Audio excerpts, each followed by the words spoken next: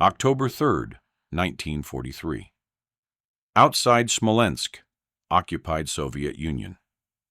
Dmitri Volkov crouches in frozen mud 50 meters from the main rail line connecting Berlin to the Eastern Front. Through binoculars, he watches a German Panzer train thunder past, carrying 40 Tiger I tanks, 18 artillery pieces, and enough ammunition to sustain an armored division for 3 weeks. The train is moving at 60 kilometers per hour. It will reach the front lines in 14 hours. Those Tigers will be killing Soviet soldiers by tomorrow night. This is the 9th Panzer train this week. The Germans are moving reinforcements east to counter the Soviet offensive around Kiev. The rail line through Smolensk handles 12 to 15 military trains daily, delivering 3,000 tons of equipment and 5,000 replacement troops. Every day, the trains run. Every day, Soviet partisans watch helplessly. They've tried everything. Explosives planted on the tracks. The Germans have inspection crews walking every kilometer, twice daily. They find the charges before detonation. Sabotaged switches. The Germans guard every junction with machine gun posts and dogs. Bridge demolitions. The Germans rebuilt a destroyed railway bridge in 36 hours using prefabricated spans. The Wehrmacht has turned this rail line into a fortress. Armed patrols every 500 meters. Observation posts every 2 kilometers. Repair crews stationed every 10 kilometers. Attack the line, and Germans respond in minutes. By the time partisans plant enough explosives to damage track, security forces arrive and kill them. The mathematics are brutal. Soviet partisan units in the Smolensk region have lost 340 fighters attempting to sabotage this rail line. They've successfully derailed exactly 3 trains, all of them carrying non-critical supplies. The Panzer trains, the ones carrying tanks and artillery, run during daylight with maximum security. Untouchable. Dmitri Volkov is 41 years old, a former railway maintenance engineer who knows more about track geometry than explosives. He's not a soldier. He's not a demolitions expert. He's a technician who fixed rails before the war. And he's staring at the Panzer train, passing at 60 kilometers per hour, thinking about something the other partisans have missed. You don't need to destroy the track to derail a train. You just need to change its geometry by 3 millimeters. What the Germans don't know, what Soviet partisan command doesn't know, what nobody in occupied Europe knows, is that Dmitri Volkov is about to invent a sabotage technique so subtle, so undetectable, that it will derail 40 German trains over the next 7 months. The technique requires no explosives. It leaves no evidence. It's invisible to track inspectors. And it works by exploiting a single principle of railway engineering that everyone has forgotten. The difference between safe track and catastrophic derailment is 3.2 millimeters. Railway tracks look simple. 2 parallel steel rails, 1,520 millimeters apart, in Soviet railway gauge, sitting on wooden ties, ballasted with crushed stone. Trains run on them at high speed because the geometry is precise. The spacing between rails must be exact. The height of each rail must be level. The angle of the rail relative to vertical must be consistent. Deviate from specifications, and trains derail. The Germans understand this. That's why they inspect the tracks obsessively. Wehrmacht railway security units walk every kilometer twice daily, checking for obvious sabotage. Removed rail sections, damaged ties, displaced ballast, explosive charges. They're looking for big, visible threats. They're not looking for millimeter-scale geometry changes, because nobody sabotages tracks by making them slightly wrong. Except Dmitri Volkov is about to do exactly that. Born in Smolensk on February 18, 1902, Volkov is a third-generation railway worker. His grandfather laid track for the Trans-Siberian Railway. His father was a track maintenance supervisor. Dmitri grew up understanding that railways are precision instruments, disguised as crude infrastructure. He studied engineering at Moscow Technical University, specializing in railway maintenance and track geometry. His 1926 thesis examined the relationship between track gauge variation and derailment probability. Nobody read it. It was too technical, too specialized. But Volkov learned something important. Trains derail when track geometry deviates from specification by incredibly small amounts. Standard Soviet railway gauge, 1,520 millimeters between rails. Safe operating tolerance, plus or minus 3 millimeters. At 1,523 millimeters gauge, trains run normally at speeds up to 80 kilometers per hour. At 1,525 millimeter gauge, trains experience minor wheel hunting, lateral oscillation, but remain stable up to 60 kilometers per hour. At 1,528 millimeters gauge, trains derail at speeds above 45 kilometers per hour. The difference between safe and catastrophic derailment is 8 millimeters. 8 millimeters spread across 1,520 millimeters of track width. That's a 0.5% deviation. Undetectable to visual inspection. Fatal at high speed. When Germany invades in 1941, Volkov becomes a partisan. Not because he's ideological, not because he's a fighter, because the Germans kill his wife and daughter during the occupation of Smolensk, and he has nothing left except engineering knowledge and hatred. He joins a partisan unit operating in the forests south of Smolensk. The commander, a former Red Army major named Alexei Fedorov, assigns him to demolitions because he worked on railways. Volkov tries to explain that maintenance engineering and demolitions are different skills. Fedorov doesn't care. You know tracks. You blow them up. Simple. But Volkov can't blow them up. The Germans guard the tracks too well. Every attempt results in partisan casualties with minimal damage. By September 1943, Fedorov's unit has lost 23 fighters attempting railway sabotage. They've derailed one supply train carrying food. The Germans repaired the track in 4 hours. There has to be a better way, Volkov tells Fedorov after another failed operation costs 6 men. Like what?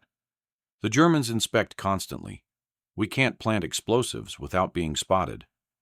What if we don't use explosives? How do you derail a train without explosives? By making the track wrong. Fedorov stares at him.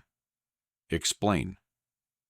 Volkov pulls out a notebook and sketches a rail cross-section.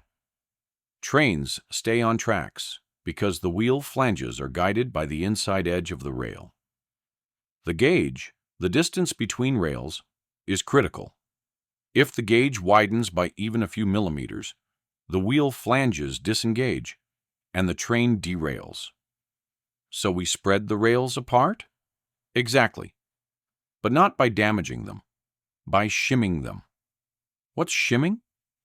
We insert thin material under one side of the rail to tilt it outward. A few millimeters of tilt changes the effective gauge by enough to cause derailment. The track looks normal. Inspectors won't notice because they're looking for broken rails or displaced ties.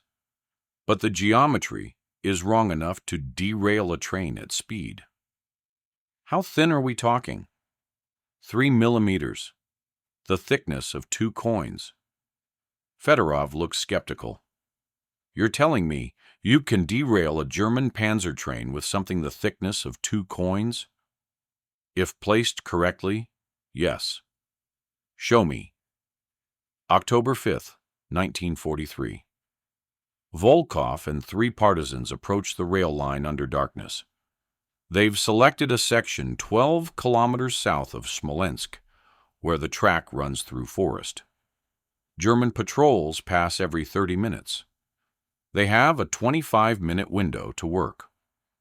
Volkov carries a small canvas bag containing tools that look nothing like sabotage equipment: a pry bar, a hammer, a handful of steel shims 3 millimeters thick, and a measuring caliper. The shims are cut from scrap metal, 100 millimeters long, 25 millimeters wide, shaped to fit under a rail base plate. The plan is simple. Lift one rail slightly using the pry bar. Insert 3 shims under the base plate on the outboard side. Tap them in place with the hammer. Lower the rail. The shims tilt the rail outward by approximately 3 millimeters. This changes the effective track gauge from 1,520 millimeters to approximately 1,527 millimeters. Not enough to be visible. Enough to cause derailment at speeds above 50 kilometers per hour. The work takes 7 minutes per rail. Volkov does both rails on the curve, creating a 15-meter section where the gauge is 7 millimeters too wide. "That's it?" one partisan whispers. "That's it." It doesn't look any different. That's the point. They retreat into the forest and wait. At 03:47 hours, they hear a train approaching from the west. Headlight visible in the darkness, moving fast. It's a freight train, not a priority target, but it will test the concept. The locomotive enters the shimmed section at approximately 65 kilometers per hour. For 2 seconds, nothing happens. Then the front truck derails. The locomotive tilts, plows into ballast, and the momentum carries the rear trucks off the rails. The following cars, accordion, jackknifing across the track. The sound is catastrophic. Screaming metal, splintering wood, the hiss of escaping steam. By the time the train stops moving, 14 cars are derailed. The track is destroyed for 200 meters. German security forces arrive in 18 minutes. They find a derailed train, destroyed track, no sabotage evidence, no explosive residue, no cut rails, no tampered switches. Just a catastrophic derailment in the middle of a straight section of track. The German investigation concludes: track failure due to inadequate maintenance or manufacturing defect. They repair the damage, inspect nearby sections, and declare the line operational within 48 hours. Volkov watches from the forest. His technique works. October 12, 1943. Volkov presents his results to Fedorov and Partisan command. 3 millimeter shims, placed under rails on curves, or straight sections with traffic exceeding 50 kilometers per hour. Installation time, 7 minutes. Detection probability, nearly 0. Success rate, 100%. You derailed one train, Fedorov says. That proves concept. How do we scale this? We manufacture shims, hundreds of them. We train teams to install them quickly. We target high-speed sections where heavy trains operate. And we space the sabotage unpredictably so Germans can't establish a pattern. The Germans will figure out something is wrong when trains keep derailing. They'll inspect for conventional sabotage, explosives, cut rails, tampered switches. They won't find anything because we're not doing any of that. We're just making the track geometry slightly wrong. By the time they figure out what's happening, we'll have derailed dozens of trains. Soviet Partisan Command in Moscow receives Volkov's proposal on October 20th, 1943. The initial response is skepticism. Colonel Ivan Starikov, chief of partisan operations, reads the report and laughs. This man wants us to sabotage trains with metal shims. Where are the explosives? Where are the dramatic bridge demolitions? His deputy, Major Yuri Kozlov, is more thoughtful. Sir, conventional sabotage is failing. The Germans have adapted. Their security is too good. If this technique works and is undetectable, it could be more effective than explosives. Fine. Authorize limited deployment. But if it fails, we go back to conventional demolitions. By November 1943, Volkov has trained 40 partisans in Shim installation. Soviet partisan workshops manufacture 2,000 steel shims from salvaged rail plates and machinery. The shims are distributed to partisan units operating along major rail lines from Smolensk to Bryansk to Gomel. The Germans have no idea what's coming. November 8, 1943, 0430 hours. A German ammunition train traveling from Minsk to Smolensk derails catastrophically at kilometer marker 487. The locomotive and 22 cars leave the tracks at 70 kilometers per hour. Several cars carrying artillery shells explode. The rail line is destroyed for 800 meters. German casualties: 34 killed in the explosions. November 11, 1943, 0620 hours. A Panzer train carrying 18 Panther tanks derails near Vitebsk.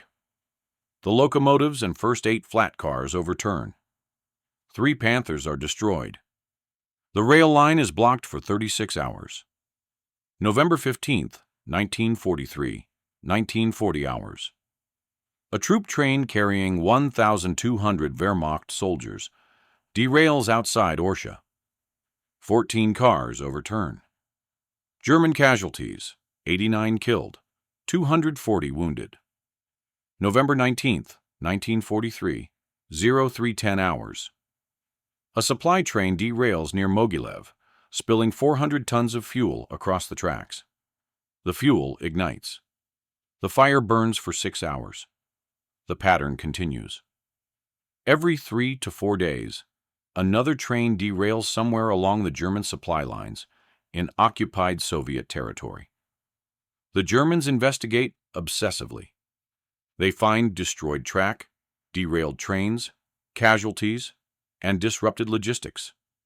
They find no sabotage evidence.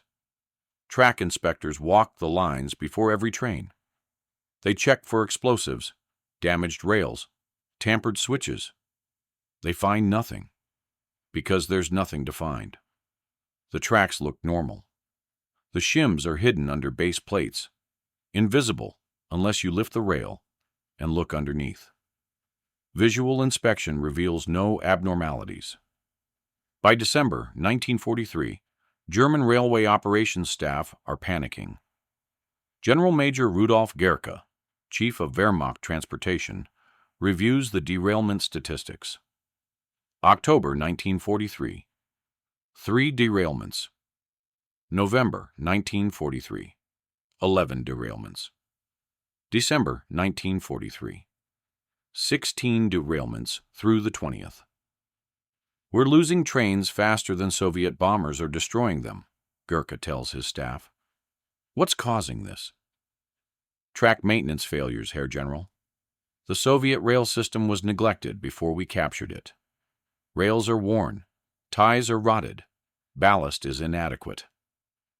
Then why are derailments increasing? We've been repairing and maintaining these lines for 2 years. They should be getting better, not worse. Nobody has an answer. The Wehrmacht responds by slowing train speeds. Maximum speed on occupied Soviet rail lines is reduced from 80 kilometers per hour to 60 kilometers per hour. This reduces derailment risk but also reduces transport capacity by 25%. Slower trains mean fewer trains per day. Fewer trains mean less supplies reaching the front. Volkov adapts immediately.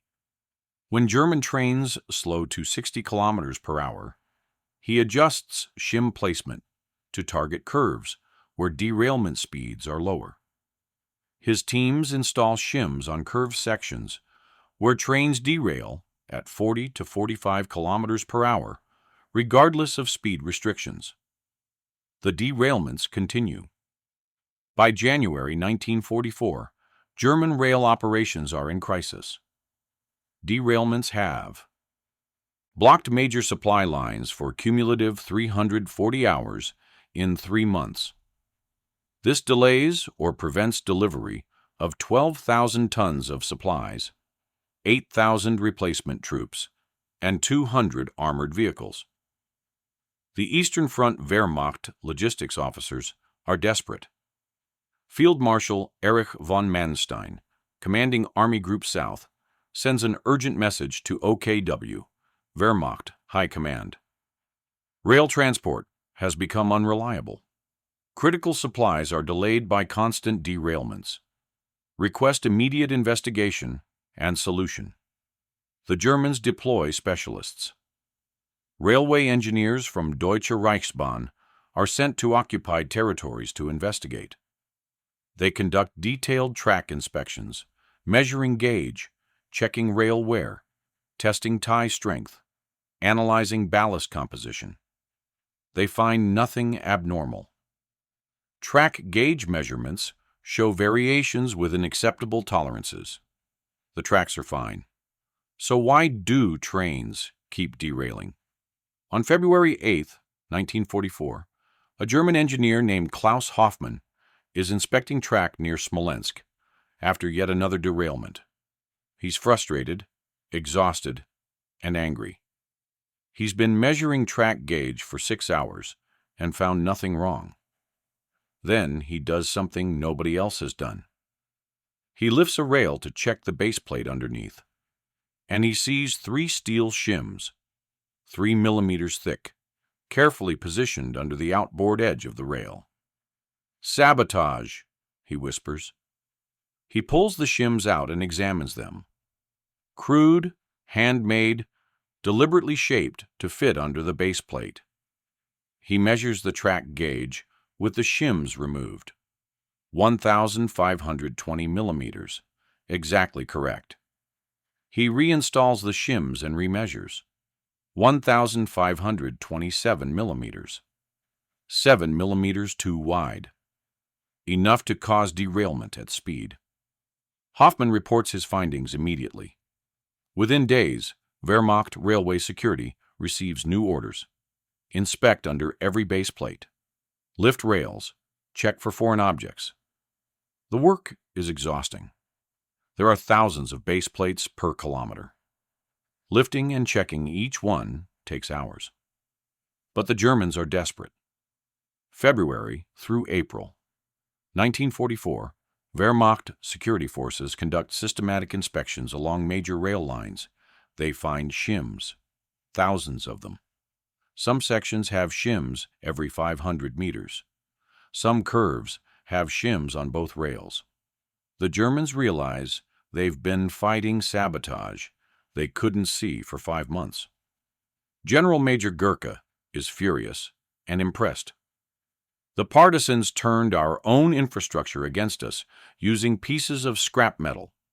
This is the most effective sabotage campaign of the entire war. The Germans remove every shim they find.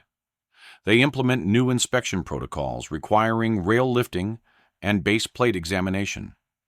They slow down inspections, which slows down train schedules, which further reduces transport capacity. But the derailments decrease. By May 1944, German security is finding and removing shims before trains arrive. Volkov's technique is compromised. Or so the Germans think. Volkov adapts again. If the Germans are lifting rails to check for shims, he'll place shims where they can't easily check. Inside tunnels On bridges, in marshalling yards where thousands of base plates make systematic inspection impossible. More importantly, he develops a new technique. Instead of placing shims under both rails to widen gauge, he places shims under one rail only. This creates a cant deficiency, where the rail is tilted incorrectly relative to the curve. Trains derail because the superelevation is wrong, not because the gauge is wrong. German inspectors checking gauge measurements find nothing abnormal, but trains continue derailing on curves. The cat-and-mouse game continues through summer 1944. Volkov's partisan teams install shims. German inspectors find some. Trains derail on the ones they miss. By August 1944, German rail operations in occupied Soviet territories are running at 60% of October 1943 capacity. Not because of Allied bombing, not because of conventional partisan demolitions, because of 3mm steel shims, installed by teams who complete their sabotage in 7 minutes and leave no trace. The strategic impact is measurable and devastating. Wehrmacht Logistics Assessment, October 1943, August 1944. Trains derailed due to shimming, 40 confirmed. Tons of supplies delayed or destroyed, 18,000. Armored vehicles lost in derailments, 67 tanks, 24 self-propelled guns. Casualties from derailments, 340 killed, 890 wounded. Rail line downtime, 1,240 hours cumulative. German work hours spent on enhanced inspections, 180,000. Transport capacity reduction due to slower speeds and enhanced inspections, 35%. For comparison, Soviet Air Force bombing of rail targets in the same region during the same period. Trains destroyed, 22. Tons of supplies destroyed, 8,000. Bombers lost, 47 aircraft, 235 aircrew. Volkov's shims were twice as effective as strategic bombing at a fraction of the cost. The technique spreads beyond Soviet partisans. By mid-1944, Polish resistance, Yugoslav partisans, and even French resistance units receive intelligence on railway shimming from Soviet partisan command. The Germans face an epidemic of mysterious derailments across occupied Europe. They never fully solve the problem because the solution requires lifting and inspecting every base plate on thousands of kilometers of track before every train. The work required exceeds available security manpower. May 8, 1945. The war in Europe ends. Dmitri Volkov has survived. His partisan unit liberated Smolensk in September 1943, but Volkov continued railway sabotage operations through 1944, moving west with Soviet forces, teaching the technique to partisan units in Poland and Czechoslovakia. Post-war, Volkov returns to Smolensk and resumes work as a railway maintenance engineer. Soviet authorities offer him medals, recognition, a position in Moscow. He declines all of it. "I just want to fix railways properly this time," he tells the commissar, who tries to recruit him for the Ministry of Transport. The Soviet government doesn't publicize Volkov's technique.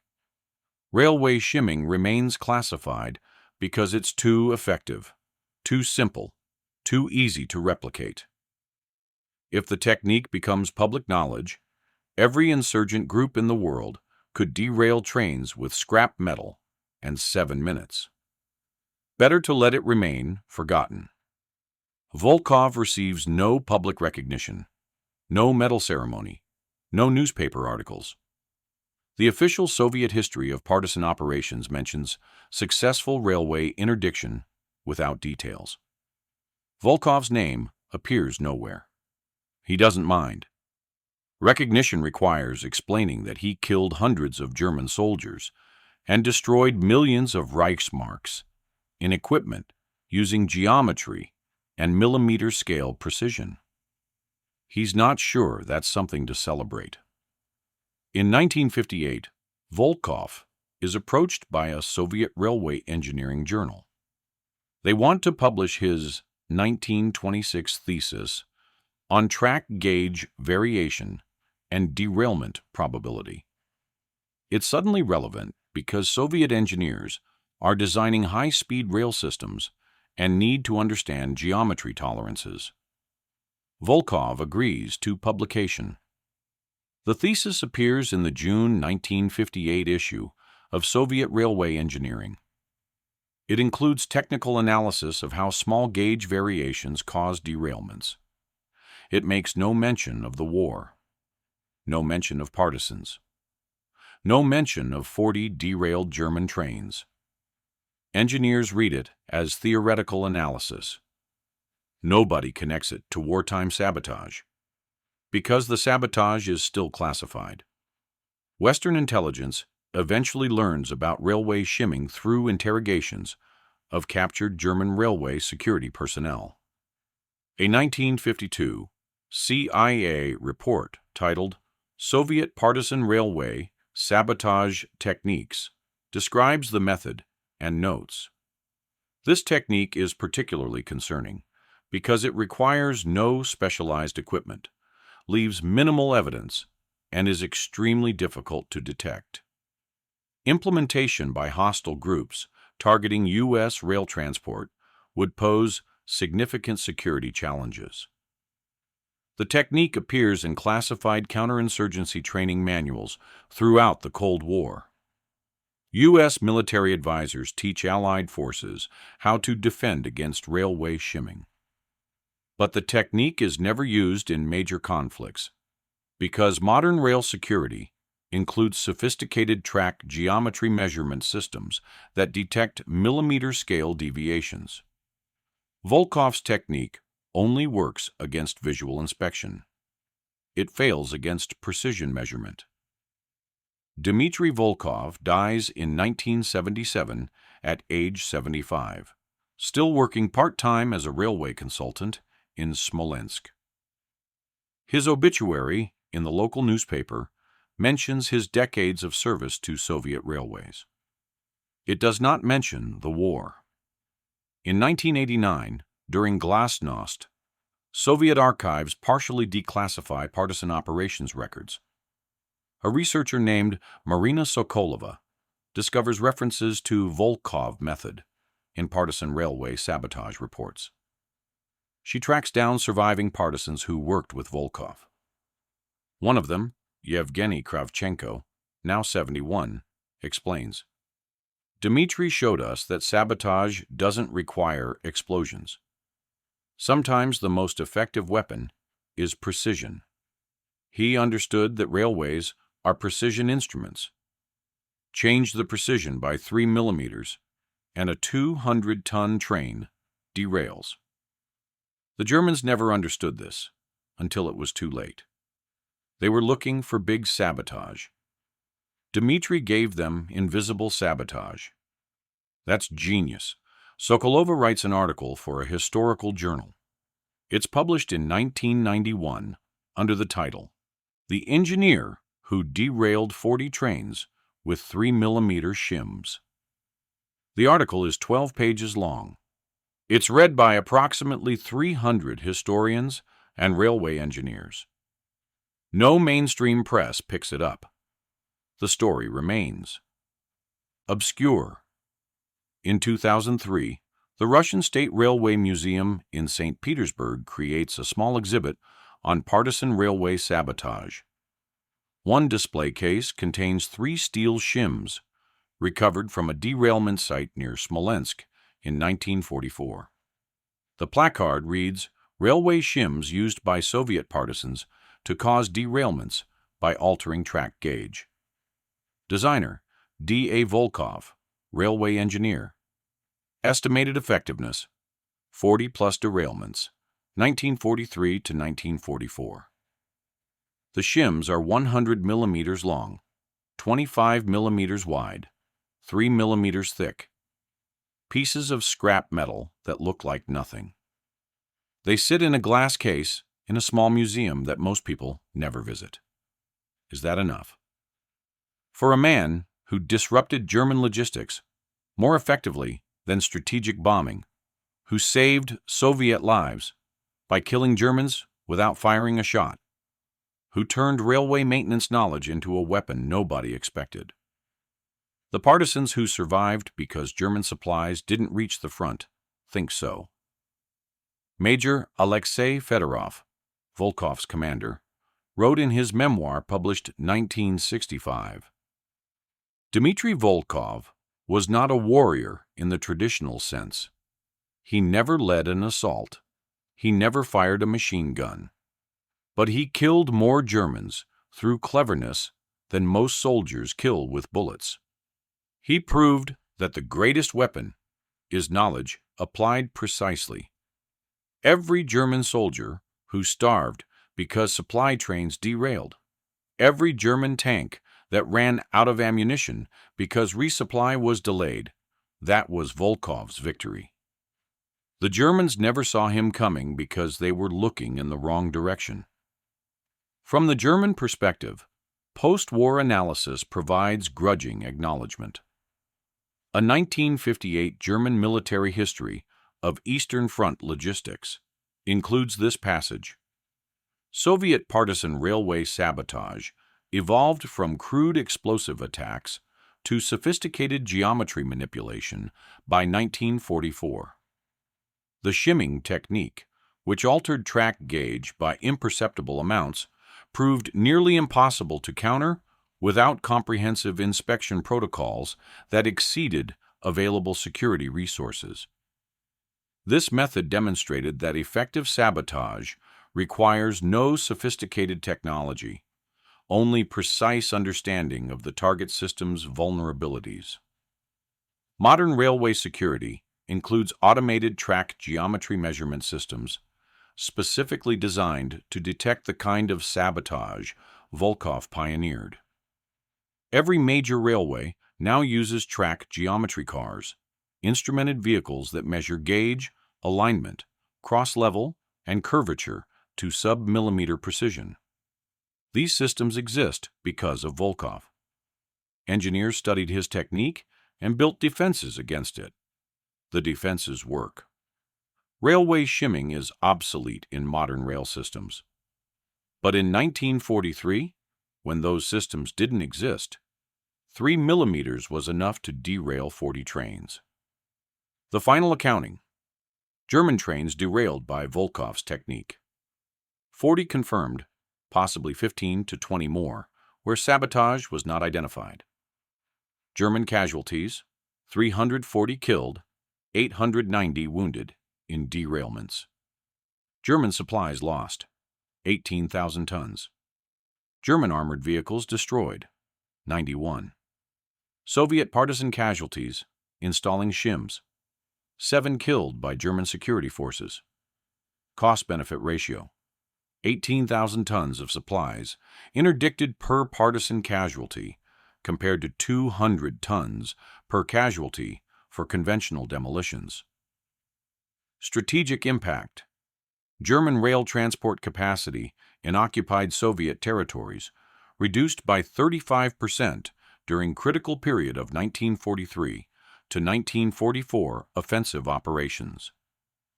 Volkov's technique didn't win the war, but it made German logistics 35% less effective during the period when Soviet forces needed every advantage. That matters. Sometimes the hero isn't the person who fires the most bullets. Sometimes the hero is the engineer who understands that 3 millimeters applied precisely can derail 200 tons traveling at 60 kilometers per hour.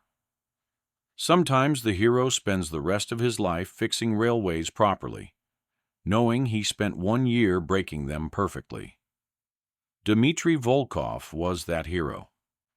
He turned precision into a weapon, derailed 40 German trains, disrupted an entire logistics network, and died knowing that his greatest achievement was something he could never publicly claim. Staff Engineer Dmitri Volkov, 1902 to 1977. Railway maintenance engineer who understood that the difference between safe and catastrophic is 3 millimeters, and used that knowledge to derail 40 German trains with pieces of scrap metal.